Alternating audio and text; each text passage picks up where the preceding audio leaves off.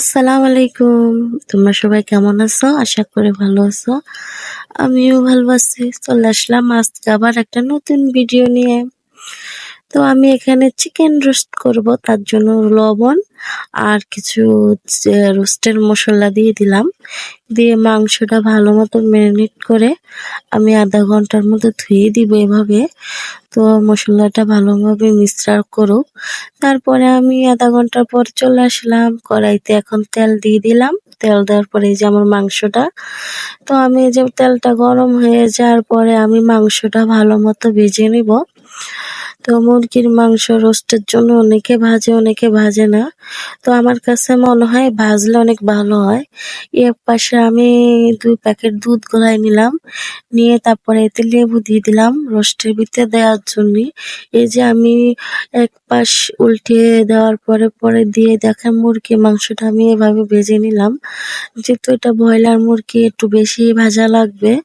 অনেকে দেশি মুরগি আছে, তো দেশি মুরগি এতটা ভাজা লাগে না। তো আপনাদের আইডিয়া মতো মানে যে যেরকম খেতে চায় তার মতোই রান্না করে। আমার কাছে এমন ভাল লাগে রোস্ট, তো আমি এভাবেই করি। তো এই যে আমি এখন পোলাও বসাই দিলাম অন্য একাই, মাংস বাকিগুলো দিয়ে দিলাম ওইতে। তো এতে আমি পেঁয়াজ কুচি দিয়ে দিলাম। পেঁয়াজ কুচি দেওয়ার পরে আমি ভালো মতো নেড়ে চেড়ে নিব। আজকে বেশি করে পেঁয়াজ দিয়ে পোলাওটা রান্না করব।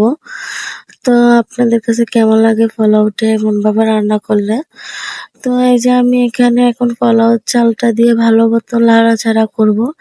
যত বেশি পোলাও রান্না করার জন্য, বিরিয়ানি রান্না করার জন্য চালটা যত বেশি ভাজা হবে ততই ঝরঝরে ভাত হবে। না হলে কেমন জানি আঠালো হয়ে যায়।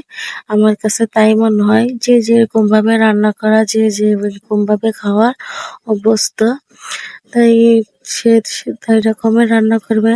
তো আমি এই কাপে আমি 3 গ্লাস চাল নিলাম, তাই 6 গ্লাস পানি দিয়ে দিলাম।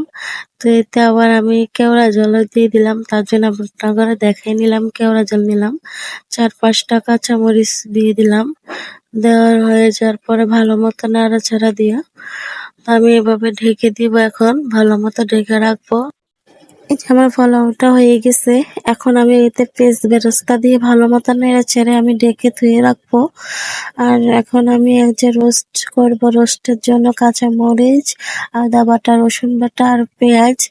এতে আমি দুধ আর রোস্টের মশলা, মরিচের গুঁড়া, জিরার গুঁড়া, ধনিয়ার গুঁড়া পরিমাণ মতো দিয়ে ভালো মতো মিক্সচার করে নিলাম। নিয়ে তারপর ঢেলে আমি একটু কষিয়ে নিব। ভালো মতো করতে আমি পরিমাণ মতো পানি দিয়ে কষাবো।